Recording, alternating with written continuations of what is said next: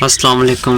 तो आज मैं आपको बताऊंगा कि ना आपने अपने जानवरों को बीमारी से कैसे बचाना है। ठीक है, उनके क्या क्या उनके जो है वो हिफाजती तदाबीर करनी है ताकि वो जानवर बीमारी से महफूज रहें, उनको हर किस्म की बीमारी से कोई ख़तरा ना हो। ठीक है, तो ये हम आ गए अपने छोटे से खुडे के अंदर।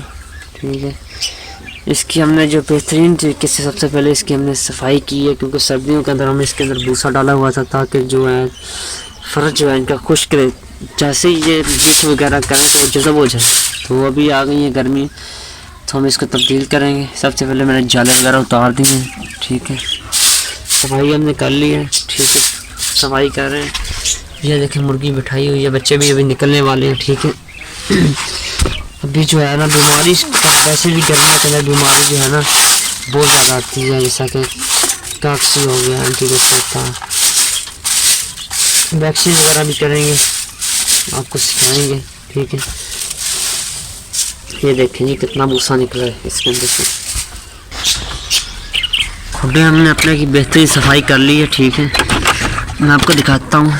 ये नीचे वाला पोर्शन है, ये ऊपर वाला पोर्शन है। ठीक है, सफाई हमने इसके अंदर जो है कर ली है, बिल्कुल खुश्क है ये। ठीक है, ये नीचे वाला देखिए, ये इसके अंदर मैंने वाइट जो है ना ये चूना में छिड़ा हुआ है। ठीक है, वो मुर्गी बिठाई है मैंने कुड़क के ऊपर। ठीक है, और ऊपर भी हम इसी तरह करेंगे, दीवारों पर इर्द गिर्द जो है वो चूना फेंक देंगे। ये है जी चूना, प्लास्टिक पैरस है। ठीक है, ये देखिए आप सामने फेंका हुआ है मैंने।